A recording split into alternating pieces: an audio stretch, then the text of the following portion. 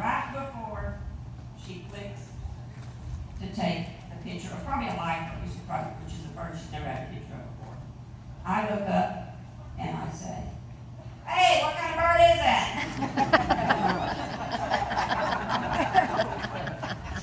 It flew away. This is the part where I can't tell you what she called me that day.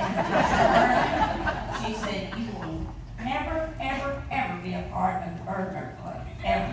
Don't even ask. So, Laurie here, Monica, you're safe. Even don't ask.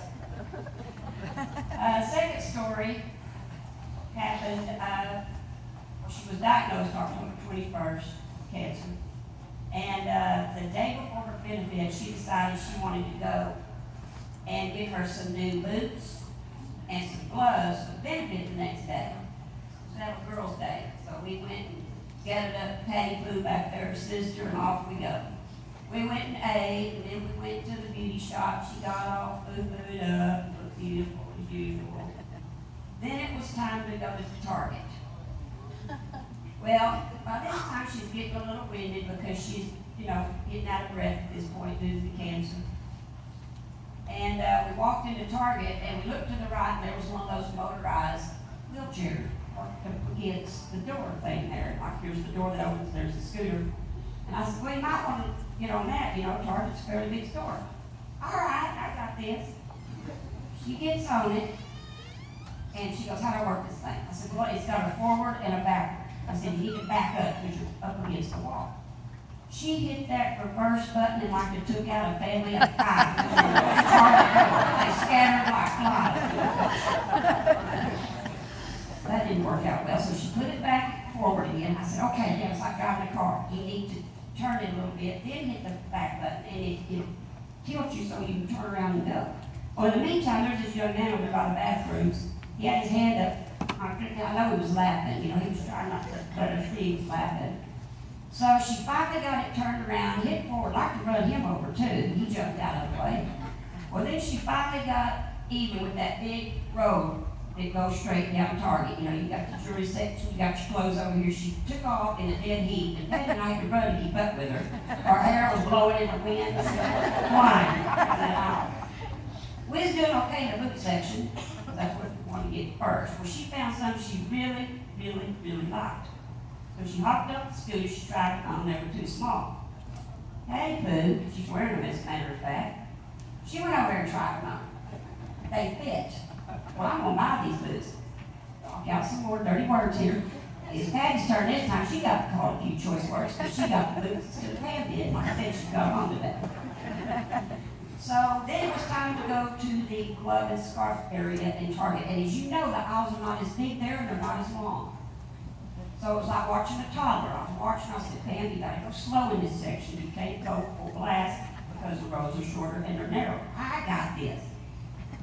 She didn't got it. Well, Patty had looked over at something, so I turned my head away from Pam just 5 seconds, like you do a toddler, like that.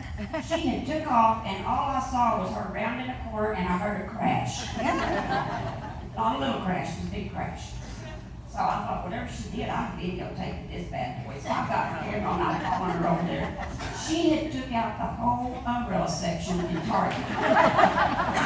And here comes a lady over there. "Are y'all all right? Are y'all all right?" "I'm all right. I got cancer." And Patty, I just wanted to hit the floor, She didn't just guess she did. Well, we finally made it out of Target. We got the gloves, the boots, the hat for the benefit the next day. Now, this last one. All these years, Pam's been telling me one of these days I'm going to get you back. Today is the day she's getting me back because I was mortified when she wanted me to tell the story. But it was her wish, so I'm going to tell it. Now, if you know me, you may choose not to be my friend anymore. If you don't know me, you may run the other way after I tell you this story. It will go either way. But here's the story. It was New Year's Eve night. I went to Target. I picked up some of the little Christmas lights that's on sale now. I got me a piece of construction paper. And I'm in the parking lot and I'm poking holes with a Bank of America pen so I can push these lights through so it'll light up 2017 at midnight hospital room. So I got that all fixed. I had to cover it up because she's nosy. I knew she'd wonder what I had. So I covered it up, got it in the hospital room, and midnight was getting a little closer, you know. And I said, well, close your eyes. What for? I said, well, I got a surprise for you. Close your eyes. So she took the menu, she put it up in front of her, she couldn't see. So during the countdown, I'm over there trying to plug in the lights, and of course, when they said Happy New Year, I plugged the lights in. I said, take the menu down. And I lit up her little hospital room, 2017, less than $1. I've never seen anybody so happy in all my life. Took me less than $1 to make that woman so happy.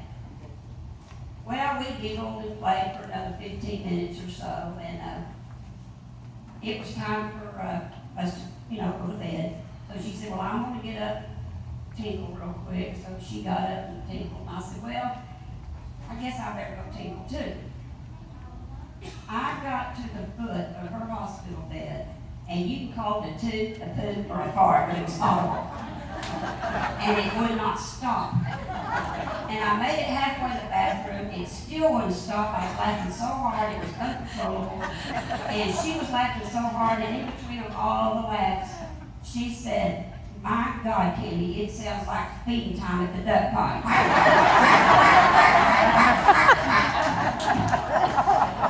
I did make it to the bathroom, and I came back, got to my little recliner, and about 15 minutes went by. You know how you think back at something and you just start laughing and you can't stop. That was me. And they had already given her sleeping medicine, so I woke her up. Here's where the more dirty words come in. She said a few choice words to me, and in a nice version, they'd given her sleep medicine. She was asleep, and I woke her up, but that's not what she did. So she hit the nurse button. I said, what are you doing? I'm just waiting. So the nurse comes in, and she goes, I need something for pain. The nurse comes back. She has a bottle of Dilaudid. She said, okay.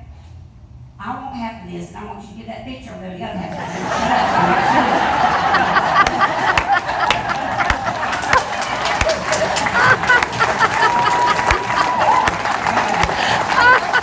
Once again, I'm mortified, but I'm used to it by this time. So, anyway, that's kind of 3 stories.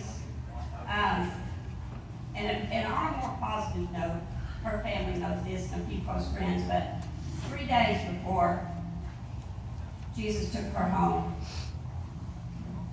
she gave me the greatest gift of all. I got to leave my best friend in Christ. She was asking me questions that I had asked a few years ago that I wasn't a Christian. I thought I was, but I wasn't. And she was asking those same questions. And 3 days before she passed, I said, are you ready?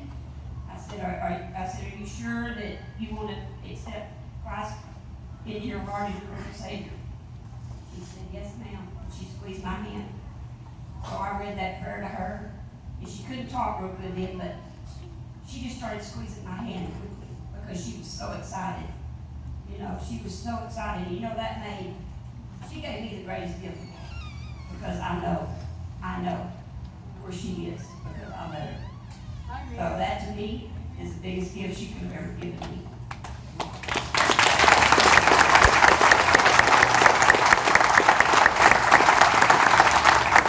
And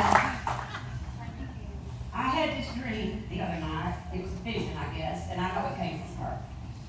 So I'm going to make it a reality right now. So what I want everybody to do, I want you to stand up.